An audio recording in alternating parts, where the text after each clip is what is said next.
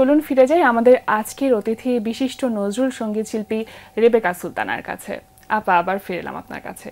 যেহেতু আজকে নজরুল ইসলামের জন্মদিন, আমাদের জাতীয় কবি, বিদ্রোহী কবি, সাম্যের কবি, প্রেমের কবি, দ্রোহের কবি কাজী নজরুল ইসলামের জন্মদিন।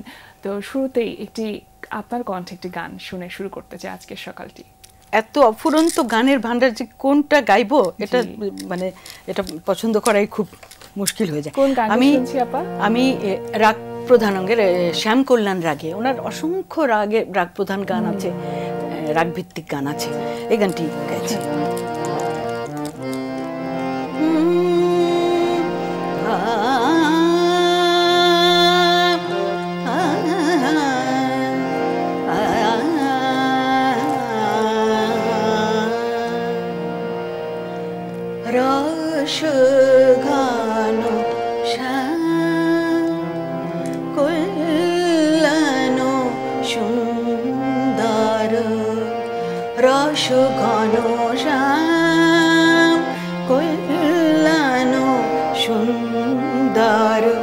প্রশান্ত সন্ধ্যার উদার শান্তি দাও, শ্রান্ত মনের ভার হারো হে গিরিধারো, শ্রান্ত মনের ভার হারো হে গিরিধারো, রস ঘন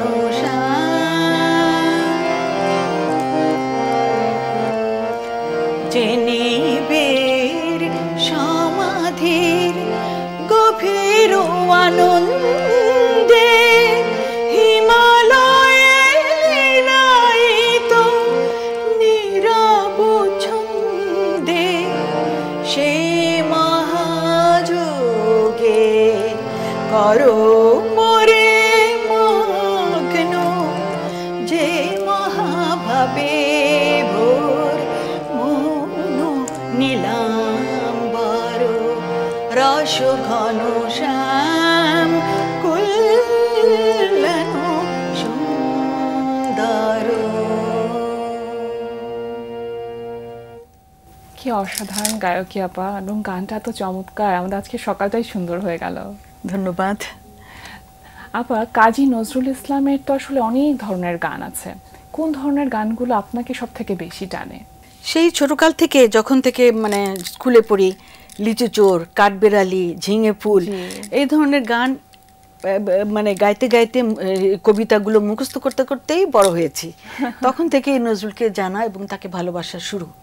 তারপরে একটু যখন বড় হয়েছি, বুঝতে শিখেছি অন্যায় অত্যাচার চারদিকে যখন দেখছি, অত্যাচার হচ্ছে, নিপীড়ন হচ্ছে, তখন আমরা পুরো বাঙালি জাতির সাথে আমরা বলতে শিখেছি, বলবীর চির উন্নত মমশির। মানে অন্যায়ের বিরুদ্ধে এবং যে প্রতিবাদ, সেই প্রতিবাদের ভাষা হিসেবে আসলে কাজী নজরুল ইসলামের গানগুলো আমাদের তখন স্লোগান ছিল, আমি আপনারে ছাড়া করি না কাহারে কুর্নিশ।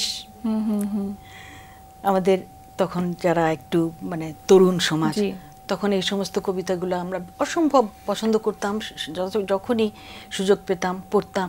বিদ্রোহী কবিতা, এই কবিতাটা আমি যতবার পড়ি আমার না মানে একদম লোম দাঁড়িয়ে যায়, কেমন অদ্ভুত, মানে অসম্ভব মনে হয়, কি করে সম্ভব একজন মানুষের পক্ষে এসব লেখা, এই ধরনের কবিতা। কাজী নজরুল ইসলামের যে সাহিত্যকর্ম কিংবা তার যে গানগুলো, সেটা আসলে বোঝাটা বেশ কঠিন, বা ভাষাগুলো বেশ কঠিন, কিন্তু আপনি এত ছোট বয়স থেকে আসলে তার প্রতি যে ভালো লাগা বা এই যে একটা অনুরাগ, এইটা আসলে কিভাবে তৈরি হলো, বা কোন বয়স থেকে মূলত? উনি যেমন জ্ঞানী, মূর্খ, জ্ঞানী, ধনী, দরিদ্র, তারপরে অত্যন্ত শিক্ষিত, অশিক্ষিত, প্রতিটা মানুষের জন্য উনি লিখে গেছেন। যেমন অতি সহজ লিচু চোর, কাঠবিড়ালি, তারপরে আরো বড় বড় কবিতা আছে, অতি সাধারণ মানুষও যেটা বুঝতে পারবে। আবার কঠিন কঠিন গান, যেমন এই গানটি গাইলাম, রস ঘন শ্যাম। তারপরে উনি যেমন শ্যামা সঙ্গীত প্রচুর লিখেছেন, কীর্তন, গজল, তারপরে ইসলামিক সঙ্গীত। উনি মানে অসম্ভব, আমি সত্যি বিস্মিত হই যে এই মহাপুরুষ, ক্ষণজন্মা একজন মহাপুরুষ ছিলেন উনি, এত ধরনের গান উনি লিখেছেন। নজরুল সঙ্গীত চর্চাটা আপনার কবে থেকে একদম মানে সিদ্ধান্ত নিয়ে তারপর শুরু করা হলো?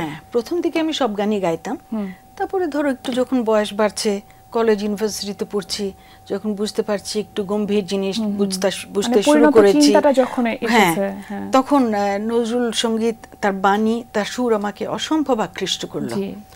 তখন থেকেই আমি ভাবলাম যে নজরুল সঙ্গীতই গাই। তার মানে যে অন্য সঙ্গীত গাই না তা না।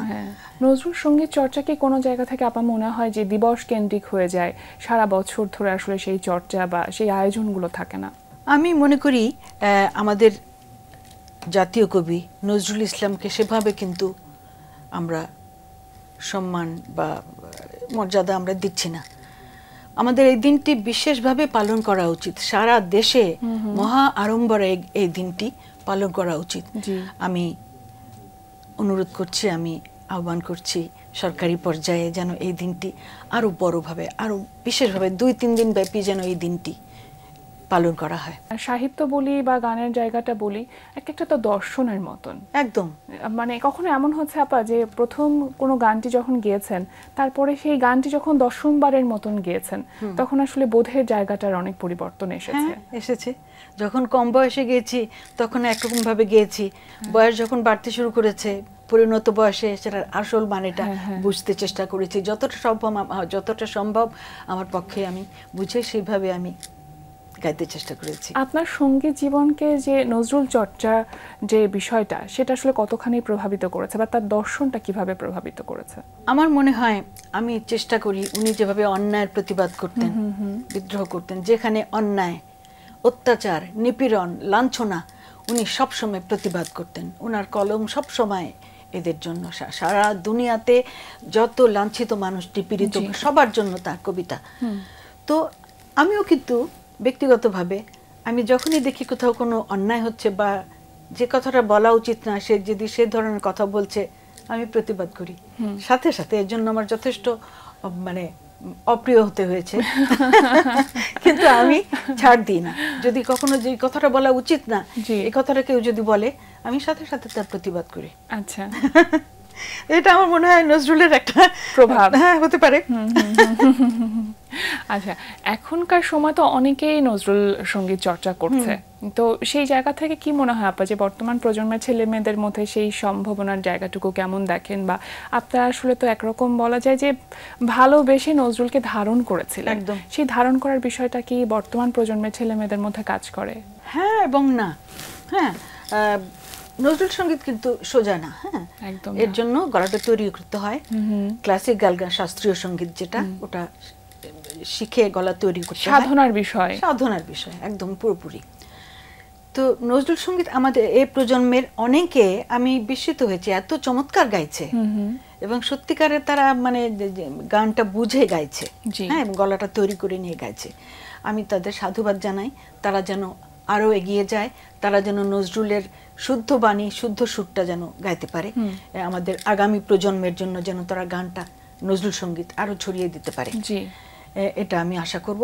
এবং অনেকে নজরুল সঙ্গীত ভালোবাসে, গাইতে চায়, কিন্তু সেভাবে গলাটা হয়তো তৈরি না। আচ্ছা, তাদের অন্য গান নিয়ে থাকা ভালো। আদি সুরটা আসলে কতটুকু রক্ষা করে বা সেটা কতটুকু বজায় রেখে আমরা গানগুলো করতে পারছি? আগে এক সময় আমরা যখন নজরুল সঙ্গীত শিখতে শুরু করেছিলাম, তখন কিন্তু আমরা খুব কনফিউজড ছিলাম, এ কারণে যে একটা গানের 2-3 রকম, মানে একই গান 2-3 রকম সুরে গাওয়া হচ্ছে। আমরা খুব মানে অসুবিধা হতো আমাদের, কোনটা আসল সুর। হ্যাঁ, তারপরে এখন সেই সমস্যাটা আর নাই।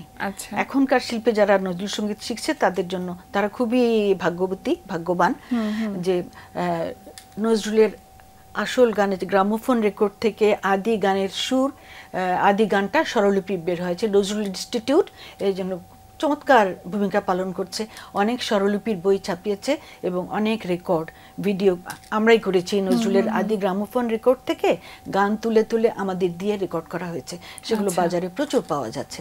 তো সুতরাং তারা অত্যন্ত সুন্দরভাবে জিনিসগুলো পাচ্ছে তাদের সামনে, যেটা আমরা পাইনি। সুতরাং এগুলো যেন তারা ব্যবহার করে এবং আদি সুর, বাণী এগুলো। কিন্তু মাঝে মধ্যে তো ফিউশনটাও করা হচ্ছে, সেক্ষেত্রে মানে এটা নিয়ে আসলে আপনার কোনো রকম বলার কিছু আছে কিনা? করা যেতে পারে, যেমন মিউজিক নিয়ে। যেমন আগে আমরা শুধু সেতার, বাঁশি, তবলা এগুলা সহযোগে গাইতাম, এখন মডার্ন ইনস্ট্রুমেন্টস ইউজ করছে অনেকে।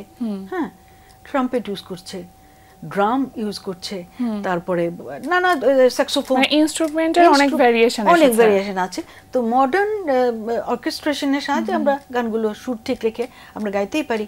হয়তো গানের থ্রোয়িং একটু আলাদা, আগে যে গায়কিটা একটু আলাদা রকম হবে, ঠিকই বলেছো।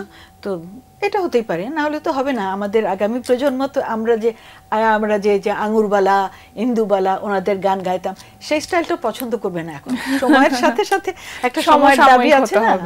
এখন তো আসলে অনেকগুলো ইনস্টিটিউট নজরুল চর্চা করছে বা সেই বিষয়গুলোকে নিয়ে কাজ করছে। সরকারিভাবে যে ধরনের উদ্যোগগুলো আসলে নেওয়া হচ্ছে সেগুলো যথেষ্ট কিনা, বা আপনি কি মনে করেন যে সেই জায়গাগুলোতে কতটুকু অভাব আছে, কি ধরনের কাজ করা যেতে পারে? আমাদের করছে, আমি বলবো নজরুল ইনস্টিটিউটের কথা প্রথমেই আসে। ওরা যথেষ্টই চেষ্টা করছে এবং যত্নবান এই ব্যাপারে। তবে নজরুল জয়ন্তী, নজরুল মৃত্যুবার্ষিকী এগুলো না আরো বড় করে, বড় একটা নজরুল ইনস্টিটিউটে যে হলটা আছে, ওই হলটা কিন্তু যদিও সুন্দর, সাউন্ড টাউন খুব সুন্দর, কিন্তু এটা এমন জায়গায় যে এখানে মানুষজন খুব একটা হয় না। আচ্ছা, এটা কিন্তু আউট অফ দ্য মানে মেইন যে সিটি, তার বাইরে ধানমন্ডি 28 নম্বর রাস্তায় কবি ভবনে। তো ওই রাস্তাটা, ওখানে কেউ সচরাচর যায় না। যেমন আমাদের এই জায়গাটা জাদুঘর, তারপরে বাংলা একাডেমি, এই সমস্ত ইনস্টিটিউটগুলো যেখানে আছে, এই জায়গাটা অনেক ভালো। এরকম কোনো জায়গায় যদি নজরুল ইনস্টিটিউট একটা কোনো হল করতে পারে, একটা বিল্ডিং ভবন করতে পারে, তাহলে আমার মনে হয় খুব ভালো হয়। তাহলে অনেক মানে জনসাধারণের জন্য খুব ভালো হয়, তারা এখানে যেতে পারে এবং কি বলে উপভোগ করতে পারে প্রতিটা অনুষ্ঠান। আপা, অনেক অনেক ধন্যবাদ আপনাকে আমাদের এই আয়োজনে এসে সময় দেওয়ার জন্য। আজকের এই বিশেষ দিনে আপনাকে পেয়ে আমরা ভীষণ রকমভাবে কৃতজ্ঞ। অনেক অনেক শুভকামনা রইল আপনার জন্য। সবশেষে আপনার কণ্ঠে একটি গান শুনবো, তবে তার আগে আমি দর্শকদের কাছ থেকে বিদায় নিয়ে আসি। প্রিয় দর্শক, এতক্ষণ কথা হচ্ছিল অতিথির সঙ্গে, এবার সময় হলো বিদায় নেবার।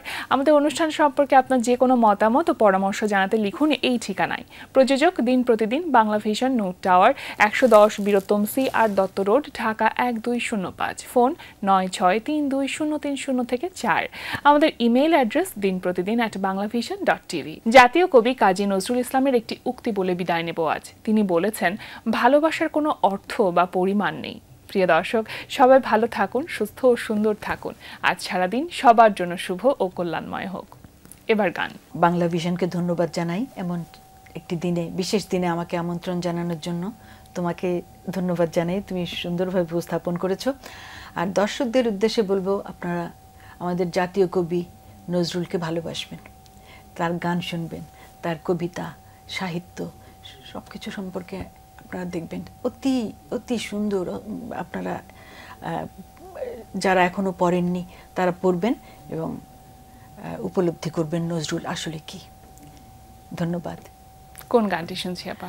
নজরুল কিন্তু প্রতিটা পেশাজীবীর জন্য গান লিখেছেন, যেমন শ্রমিক, মাঝি, মাল্লা, তারপরে তরুণ সমাজের জন্য গান লিখেছেন, শ্রমিকদের জন্য লিখেছেন। সেরকম একটা পেশাজীবী ছিল ছাদ পেটানোর দল। বৈজ্ঞানিক প্রযুক্তির উন্নতির সাথে সাথে কিছু কিছু প্রথা, পেশা বিলুপ্ত হয়ে গেছে। তো ছাদ পেটানোর দল এখন তো মেশিনেই সব হচ্ছে। তো নজরুল দেখেছিলেন মহিলারাই করতো এটা, মহিলারাই এই সমস্ত ছাদ পেটাতো আর তাদের নিত্যদিনের দুঃখ দুর্দশা এই সমস্ত বলতো আর গান করতো।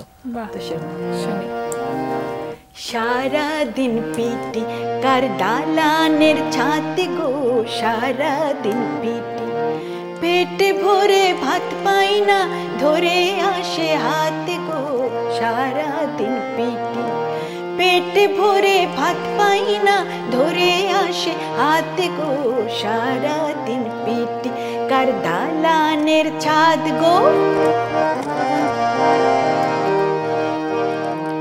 তোর ঘরে আজ কি রান্না হয়েছে, ছেলে দুটো ভাত পায়নি, পথ চেয়ে রয়েছে।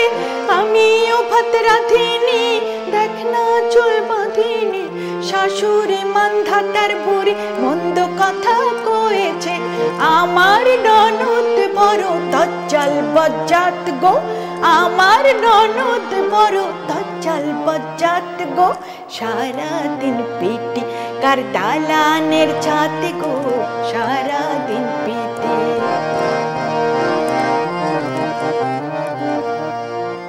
এত খায় তবু ওদের বউগুলো শুটকো, ছেলেগুলো প্যাকাটে আর বাবুগুলো মুটকো। ওরা কাগজের ফুল, এরা চোখে চাঁদ দেখে না, কাগজের ফুল এরা চোখে চাঁদ দেখে না। ইটের ভিতরে কীটের মতো, ইটের ভিতরে কীটের মতো কাটায় এরা রাত গো, সারাদিন পেটে কার দালানের ছাতে গো, সারাদিন পেটে। পেট ভরে ভাত পাই না, ধরে আসে হাতে গো, সারাদিন পেটে কার দালানের ছাতে গো, সারা